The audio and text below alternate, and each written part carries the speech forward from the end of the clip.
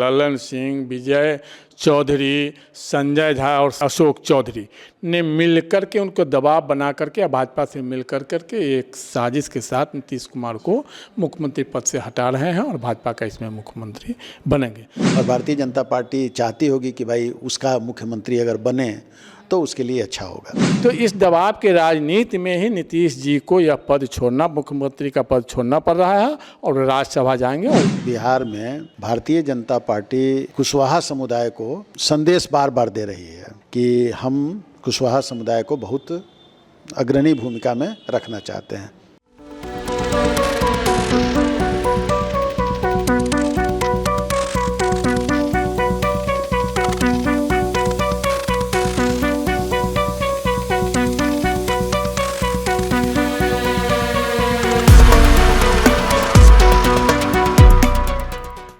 नमस्कार, first look Bihar में मैं निशा श्री आप तमाम दर्शकों का स्वागत करती हूं। यहां हम आपको दिखाते हैं खबरें जो जानना ज़रूरी है। और आज जैसा कि आप पूरे नेशनल मीडिया में भी छाया हुआ है बिहार की राजनीति, क्योंकि बिहार की राजनीति में एक बहुत बड़े बदलाव की संभावना जो है वो क्लियरली दिखाई दे रही है। संभावना हम इसलिए कह रहे हैं क्योंकि किसी भी राजनीतिक जो भी मुद्दे होते हैं उसमें कुछ भी परफेक्ट नहीं होता, इसलिए हम अभी इस शब्द का इस्तेमाल कर रहे हैं। लेकिन क्या है पूरा राजनीति का माहौल और आखिर ये माहौल क्यों बन गया है, क्या हो सकते हैं नतीजे, इस बारे में अधिक विस्तार से बातचीत करने के लिए हमारे साथ स्टूडियो में उपस्थित हैं हमारे राजनीतिक विश्लेषक प्रोफेसर अरुण कुमार सिंह और हमारे साथ में इसके ऊपर और टिप्पणी करने के लिए उपस्थित हैं वरिष्ठ पत्रकार रविंद्र कुमार सिंह। सबसे पहले हमारे राजनीतिक विश्लेषक जो हैं प्रोफेसर अरुण कुमार सिंह, उनसे ही जानते हैं कि क्या है बिहार की राजनीति का माहौल जो इतनी बड़ी चर्चा बन गई है। जेडीयू के कार्यकर्ता के अंदर आक्रोश दिखाई दे रहा है, जो विपक्ष की पार्टी हैं वो बीजेपी को जो है वो धोखेबाज कह रही हैं, क्या मामला है? डी फार्मा स्टूडेंट्स अब हो जाइए तैयार, आपके लिए है बहुत अच्छी खबर कि अब केवल डी फार्मा स्टूडेंट्स को ही मिलेगी फार्मासिस्ट की जॉब। तो ये कोर्स करने के लिए आपके पास है दो choices. DPS group of institutions के किसी भी कॉलेज में एडमिशन लेकर के आप घर बैठे कर सकते हैं ऑफलाइन कोर्स या फिर आप कर सकते हैं ऑनलाइन क्लासेस। और उससे भी अच्छी बात ये है कि डीपीएस ग्रुप के कॉलेजेस जो कि हैं इन 5 शहरों में, रांची, दुमका, देवघर, मुजफ्फरपुर और सीतामढ़ी, इन 5 शहरों के किसी भी कॉलेज में एडमिशन लेकर आप किसी और शहर में बैठ करके ये कोर्स कर सकते हैं। आपको कॉलेज के नाम और डिटेल्स मिल जाएंगे वीडियो स्क्रीन पर और बाकी किसी जानकारी के लिए दिए गए नंबर पर कॉल करें। तो मुझे कमेंट सेक्शन में बताना ना भूलें कि आखिर आप किस शहर में एडमिशन ले रहे हैं। देखिए, ऐसा है कि हम लोगों के लिए या बिहार के लोगों के लिए ये आज की घटना लग रही है, लेकिन इस तरह की जो बातें होती हैं वो बहुत ही पीछे से उसका इतिहास बनता है। और जिस तरह से चुनाव हुए और फिर नीतीश कुमार के चेहरा को आगे करके एनडीए ने चुनाव लड़ा, लेकिन जो स्थिति बन रही थी उसमें ऐसा लग रहा था कि नीतीश कुमार ज़्यादा दिनों तक मुख्यमंत्री के रूप में अब रहना नहीं चाहेंगे स्वयं वो। उसके बहुत सारे कारण हो सकते हैं, उनकी तबीयत खराब होने की बात भी चर्चा में आती है, या ऐसे भी एक लंबा समय उनका बिहार के अंदर हो गया हुआ है। तो और वो लोकसभा में रह चुके हैं, केंद्रीय मंत्रिमंडल में रह चुके हैं, विधान सभा में रह चुके हैं, विधान परिषद में रह चुके हैं। एक राज्यसभा ही था बचा हुआ जिसमें उनका प्रवेश नहीं हुआ था। तो एक दिमाग में उनके ये भी आ सकती है कि साहब हिंदुस्तान का जो ये चारों ये है, स्टेट लेजिस्लेचर में विधान परिषद और विधानसभा और सेंट्रल लेजिस्लेचर में लोकसभा और राज्यसभा, तो एक ये भी रिकॉर्ड वो बनाना चाहते होंगे कि हम चारों के सदस्य रह गए। तो ये भी दिमाग में उनके रही होगी बात। दूसरी बात ये रही होगी कि लगातार पिछले कई चुनावों से भारतीय जनता पार्टी जेडीयू से ज़्यादा नंबर लाती है और ज़्यादा नंबर लाने के बावजूद भी वो नीतीश कुमार को आगे बनाती है। तो एक तरह से एक भाजपा का काफ़ी उन पर जो है सो एक तरह से कहें, उसको एहसान तो नहीं कहेंगे लेकिन पॉलिटिकल भाषा में, लेकिन हम लोग ये कह सकते हैं कि एक तरह का ये अनप्रेसिडेंटेड मामला है कि जिसमें कि किसी को ज़्यादा सीट आया हुआ हो। ऐसा नहीं है कि और दूसरे जगह नहीं हुआ है लेकिन ऐसा। तो एक बार बड़ी पार्टी होने के बावजूद भी नीतीश कुमार को बनाना, उसको एक्सप्लेन करना कि क्यों हम नीतीश कुमार को बनाते हैं, तो ये है। तो इस तरह से एक उनका हुआ। तीसरा ये है कि भारतीय जनता पार्टी कि नेचुरली भारतीय जनता पार्टी बिहार एक बड़ा राज्य है और भारतीय जनता पार्टी चाहती होगी कि भाई उसका मुख्यमंत्री अगर बने तो उसके लिए अच्छा होगा। और जो नीतीश कुमार के साथ के जो लोग हैं, ऐसा नहीं है कि उसमें सिर्फ जिन लोगों की चर्चा होती है कि साहब ललन सिंह हैं और ये संजय झा हैं या चौधरी जी हैं या विजय कुमार चौधरी हैं, सिर्फ यही लोग हैं, ऐसी बात नहीं है। और लोग भी नीतीश कुमार के साथ हैं, जैसे मनीष वर्मा जी हैं, श्रवण कुमार जी हैं जो नालंदा से ही आते हैं, तो इस तरह के लोग भी हैं। तो हमको ऐसा लगता है कि उन लोगों के भी दिमाग में जो एक कोर कमेटी होगी उसके दिमाग में भी बात आई होगी कि एक समय ऐसा आ गया हुआ है कि नीतीश कुमार को अब एक क्विट करना चाहिए और ये होना चाहिए। तो ये हमको लगता है कि इस तरह की बातें हुई होंगी। और अब नेचुरली जो रिएक्शंस हैं, तो रिएक्शंस जो अपोजिशन है तो उसको तो आना है कि भाई अपोजिशन तो कहेगा कि भाई भाजपा को ब्लेम करेगा कि भाजपा ने ऐसा कर दिया।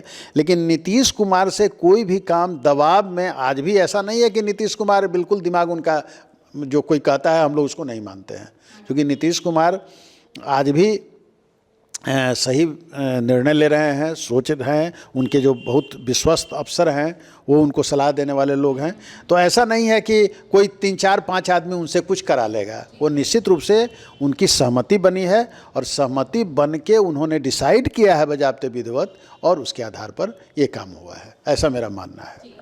चलिए, ये तो हुआ एक पहलू, लेकिन तेजस्वी यादव जो नेता प्रतिपक्ष हैं, उन्होंने कहा कि बीजेपी का ये पैटर्न है, जिस भी राज्य में अभी तक का राजनीतिक इतिहास देख लें कि वो अपने सहयोगी दल को ही सबसे पहले लील जाती है। ये उनकी भाषा है तेजस्वी यादव की। इस बात को मैं कोट कर रही हूँ और आगे हमारे वरिष्ठ पत्रकार के पास बढ़ती हूँ कि तेजस्वी यादव के इस कोट से को आप कितना ज़्यादा सही, क्या आकलन करेंगे उनके इस? देखिए, राजनीति में हर कुछ चलता रहता है। तेजस्वी यादव जी जहां बता रहे हैं जो भाजपा का ही है, जो अपने सहयोगी दल के साथ ही इस तरह का व्यवहार करते हैं, तो नीतीश कुमार जब राजद के साथ थे तो लालू जी और तेजस्वी यादव पूरा दबाव डाल रहे थे। उस समय भी चर्चा की बात आ रही थी कि तेजस्वी यादव को कमान बिहार का सौंप दें और वे केंद्र की राजनीति करें, जिसके कारण अंत में और खेल करना शुरू कर दिए, अपने ढंग से दबाव बनाना शुरू कर दिए। तो उस समय जैसे नीतीश कुमार चले गए भाजपा के साथ। तो राजनीति में तो एक दूसरे पर आरोप प्रत्यारोप लगाना चलता है। हाँ, राजनीति में तो हर हथकंडा अपनाया जाता है, तो यह कोई बड़ी बात नहीं। राजनीति का उदाहरण ही यही है, जो समय के साथ जो बदलने वाला है वो राजनीति है। अब जैसे अभी बिहार की राजनीति की बात कर रहे हैं, जैसे जदयू कार्यालय में विवाद तोड़फोड़ की बातें आई है, उसमें कार्यकर्ताओं का यह आरोप है कि ललन सिंह, विजय चौधरी, संजय झा और अशोक चौधरी ने मिलकर के उनको दबाव बना करके भाजपा से मिल करके एक साजिश के साथ नीतीश कुमार को मुख्यमंत्री पद से हटा रहे हैं और भाजपा का इसमें मुख्यमंत्री बनेंगे। तो इसमें कहीं न कहीं दम है, इसलिए दम है जो यही चारों, इनके तो बहुत कई करीबी हैं, लेकिन ये चारों जो इनको बारे में पता है, जो राजनीतिक हलकों में यह चर्चा का विषय बना हो कि चारों का लगाव जितना नीतीश जी से है उससे कम भाजपा से भी नहीं है। और भाजपा के जो केंद्रीय नेतृत्व हैं, जैसे प्रधानमंत्री हुए, अमित शाह गृह मंत्री हुए, उन लोगों से भी इनकी उतना ही लगाव है जितने नीतीश जी से लगाव है। तो जब नीतीश जी, उम्र भी नीतीश जी का अधिक हुआ और एक तरह से बीमार चल रहे हैं, इससे कोई इनकार नहीं किया जा सकता है। कभी कुछ बयान उनका तो आ ही रहा है ना, तो इसलिए चर्चा में है जो बीमार होने के कारण ही है। तो भाजपा पहले से ही चाह रही थी, इस चुनाव से पहले पूर्व से ही चाह रही थी कि भाजपा जो मेरा मुख्यमंत्री बने और नीतीश जी केंद्र में आए। 2022 में भी जो नीतीश जी की बात चली थी, नीतीश जी खुद ने एक बार बयान उनका आया था, जो सभी सदन का सदस्य हम बने, राज्यसभा का सदस्य नहीं बन पाए। फिर इस बार भी वही बात आई। तो कहीं न कहीं दबाव की राजनीति, राजनीति में दबाव की राजनीति होती ही है, तो इस दबाव के राजनीति में ही नीतीश जी को यह पद छोड़ना, मुख्यमंत्री का पद छोड़ना पड़ रहा है और राज्यसभा जाएंगे और उसमें भी उनको उनके लायक जो भी होगा वो दायित्व उनको मिलेगा, उनके प्रतिष्ठा के हिसाब से दायित्व भाजपा की ओर से दिया जाएगा और भाजपा का कोई ना कोई मुख्यमंत्री होगा। वापस आते हैं हमारे राजनीतिक विश्लेषक के पास, और क्योंकि होली से एक दिन पहले जो हमने चर्चा की थी उसमें कहीं ना कहीं हमने उपेंद्र कुशवाहा के नाम को राज्यसभा के उम्मीदवारी के लिए रिपीट होने के ऊपर कहीं ना कहीं एक संदेह वाली जो परिस्थिति है वो दिखलाई थी। लेकिन हम देख रहे हैं कि उपेंद्र कुशवाहा अभी भी नामांकन आज उन्होंने दाखिल अपना कर दिया है। ये क्या संदेश दे रहा है? ये राज्यसभा के अन्य जिन्होंने नामांकन किया है उनके भी नाम की चर्चा के साथ इसके व्याख्यान।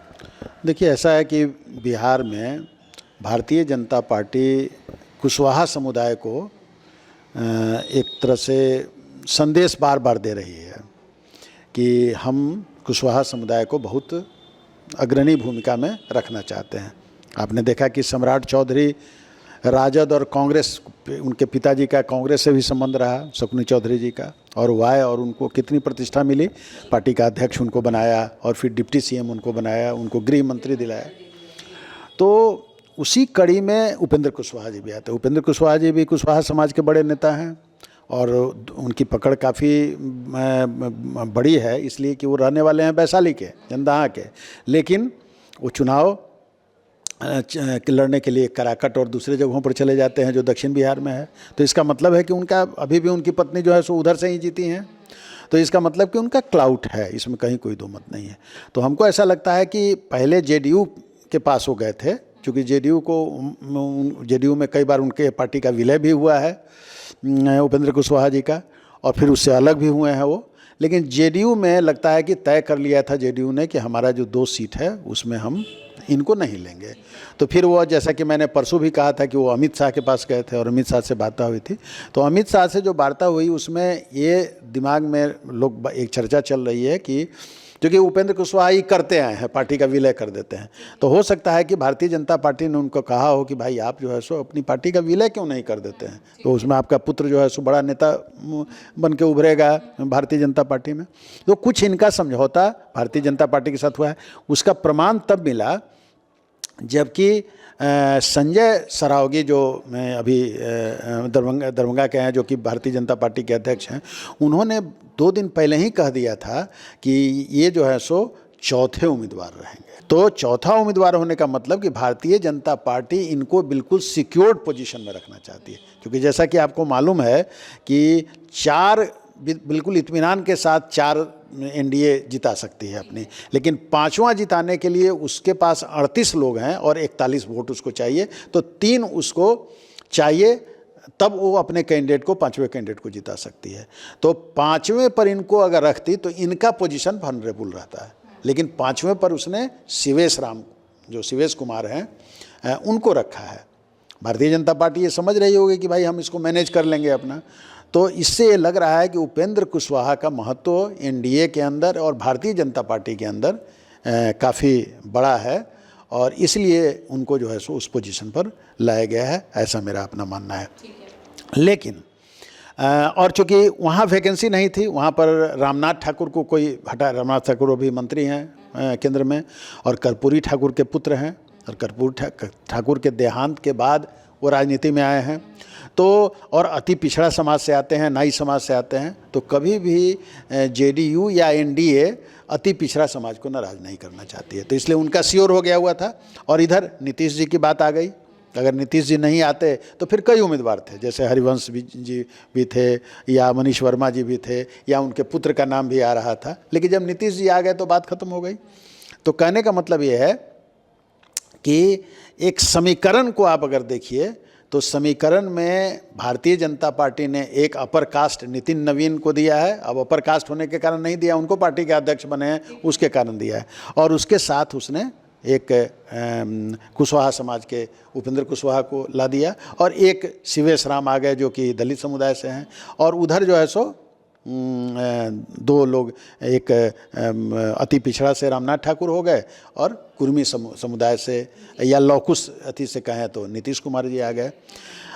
अब ये तो एनडीए की बात हो गई। अब उधर की बात अगर आप देखें तो 6 वोट कम है इसको महागठबंधन को, और ये 6 वोट उसको तभी आ सकता है जब AIMM का 5 वोट और बसपा का 1 वोट उसके साथ जुड़ जाए, जो अभी डिफ़िकल्ट है, इसलिए कि अभी भले ये कह रहे हो कि भारतीय जनता पार्टी अपने जो सहयोगी दल होती है उसको समाप्त कर देती है। और राजद ने क्या किया है, राजद ने भी तो पिछले चुनाव में AIMIM 5 सीट जीती थी और आपने सबों को मिला लिया, एक आदमी को छोड़ के जो उसके अध्यक्ष थे उनको छोड़ के बाकी सबको राजद ने मिला लिया अपना, और राजद ने अपनी सीट की बढ़ोतरी कर ली।